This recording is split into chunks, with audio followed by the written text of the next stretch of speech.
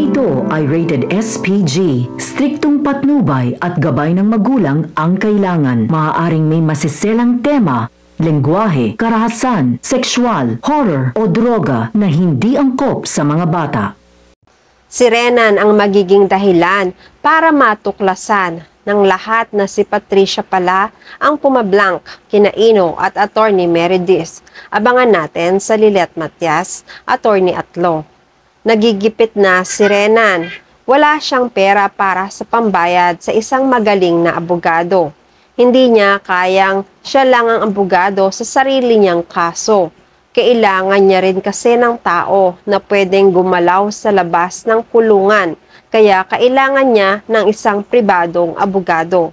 Isang batchmate ang kinuha niyang abogado. Magaling at matalino rin, kagaya niya, si Attorney Romantico.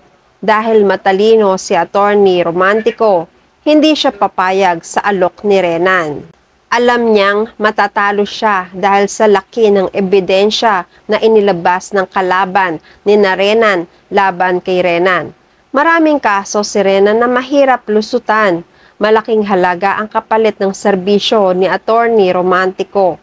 Kahit na nilapitan pa ni Attorney Romantico si Patricia para si Patricia ang magbayad sa abogado ni Renan, hindi naman pumayag si Patricia na maging palabigasan ni Renan. Hindi rin papayag si Patricia na pati siya ay maipit ni Renan sa kasong alam nito. Iiwan na sana ni Attorney Romantico si Renan, pero may inalok si Renan na isang impormasyon na makakapagpabago sa kasikatan ni Attorney Romantico. Dahil sa sikretong ilalabas ni Renan, magiging sikat si Attorney Romantico at magiging bida sa media at sa larangan ng abogasya dahil isang sikat na abogado ang mabibigyan niya ng katarungan. Naging interesado si Attorney Romantico sa alok ni Renan dahil para sa kanya, isang magandang oportunidad na siya mismo ang makakatuklas sa kaso ni Attorney Meredith na siya mismo ang makakapagbulgar ng katotohanan.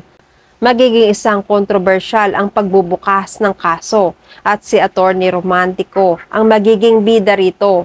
Natutuwa si Attorney Romantico. Payag na siya sa kondisyon ni Renan. Sa kabilang banda, magkahalong galit kay Renan ang nararamdaman ni Patricia dahil ginagawa siyang palabigasan ni Renan sa gagastusin sa pagbabayad ng abogado at takot dahil sa pagbabanta ni Attorney Romantico kung hindi magbibigay ng pera si Patricia ay ibubulgar ni Renan ang mga nalalaman niya tungkol sa kasalanan ni Patricia. Nakapagdesisyon na si Patricia na kailangan niyang magtago. Ayaw niyang maging sunod-sunuran sa kagustuhan ni Renan at ayaw niya rin na mangyari ang kinatatakutan niyang mabulgar ang sikreto niya. Pumayag na rin si Ramir sa kagustuhan ni Patricia na mangibang bansa. Iba ang dinahilan ni Patricia para mas mabilis niyang mapapayag si Ramir. Sinabi niya na parehas busy sina Lilet at Trixie sa kani-kanilang buhay. Mas mabibigyan na nilang mag-asawa ng sapat na oras ang relasyon nila sa ibang bansa. Sa pagmamadali ni Patricia, mabilis siyang nagdesisyon ng araw ng pag-alis. Isang araw, naghahanda na silang mag-asawa para mangibang bansa. Tinutulungan sila ni Sheila. Samantala, dahil sa pagiging interesado ni Attorney Romantico sa mga sinabi ni Renan sa kanya, gumawa siya ng paraan na masubaybayan si Patricia. Gumawa si Attorney Romantico ng sariling paunang investigasyon. Hindi siya nag-aksaya ng panahon. Agad siyang nagtungo sa bahay ni Patricia. Matagal siyang nakamasid sa paligid ng bahay ni Patricia. Napansin niyang nag-iimpake sina Patricia. Malalaking bag ang nilalagay sa likod ng sasakyan. Malakas ang kutob ni Attorney Romantico nang matagal ang pagbabakasyon ni na Patricia dahil sa dami ng bagahe. Pero ilang sandali ay napansin siya ni Sheila na kasambahay ni na Patricia. Hindi nag-atubiling magtanong si Sheila sa taong sakay ng kotseng kanina pa nakatigil sa paligid ng bahay. Mukhang nagmamasid sa kanila. Kinatok niya ang pinto ng kotse. Agad naman binuksan ni Attorney Romantico ang bintana. Binati muna ni Sheila ang may-ari ng kotse. Saka siya nagtanong kung may kailangan ba si Attorney Romantico dahil napansin niyang matagal na siyang nakatigil sa harapan ng bahay nila. Magaling naman sumagot si Attorney Romantico.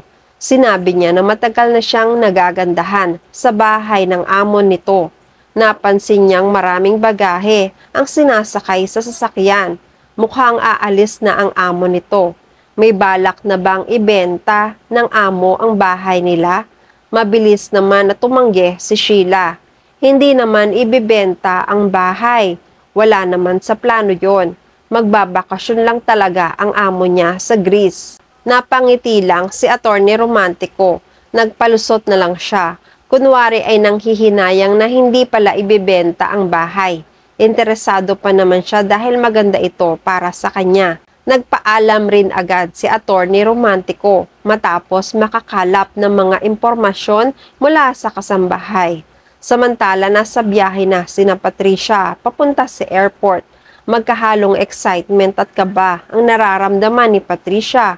Nagmamadali siyang makaalis ng Pilipinas dahil baka bigla siyang ikanta ni Renan. Hindi niya napigilan ang sarili niyang utusan ng driver na magmadali sa pagmamaneho. Panay ang paglingon ni Patricia sa labas ng bintana ng sasakyan. Aligaga siya. Napansin ni Ramir ang ganitong hitsura ni Patricia. Ayos lang ba si Patricia? Pansin niya, mukhang hindi mapalagay si Patricia at parang atat na atat si Patricia na makaalis. Biglang natauhan si Patricia. Nakaisip agad siya ng dahilan kay Ramir. Nagpalusot siya. Sabi ni Patricia, ayaw niya lang na mahuli sila sa flight nila at sobra na siyang nananabik sa bakasyon dahil matagal na panahon na rin ang naging huling bakasyon nila, lalo pa at silang dalawa lang ngayon. Sobra siyang natutuwa dahil makakasama na naman niya ang asawa ng sila lang dalawa. Napatingin at napangiti na lang si Ramir. Samantala, halos araw-araw na nasa presinto sina Lilet at Kurt. Patuloy silang naghahanap ng iba pang impormasyon na pwedeng magkonekta kay Renan at sa kaso ni Attorney Meredith. Nag-request sila sa mga pulis na muling makaharap si Renan. Nung makausap ni Kurt ay pinilit namang tanungin si Renan sa iba pang nalalaman nito o baka may kasabwat si Renan tungkol sa pagpanaw ni Attorney Meredith. Pero ngumingiti lang si Renan. Sabi ni Kurt, mukhang nararamdaman niyang walang balak si Renan na aminin ang lahat-lahat ng nalalaman nito. Hindi pa sila nagtatagal magkausap ay dumating na agad si Attorney Romantico. Kahit nasa tabi lang sina Lilet at Kurt, sinabi niya ang mga impormasyon na nalaman niya. Kagagaling lang niya sa bahay ng mga ingano. Nagtaka sina Lilet at Kurt. Ano naman ang kinalaman ng mga ingano sa pagpunta ni Attorney Romantico? Nagpatuloy si Attorney Romantico na ngayon ang flight ni na Patricia papuntang Greece. Napangiti si Renan na pang-insulto.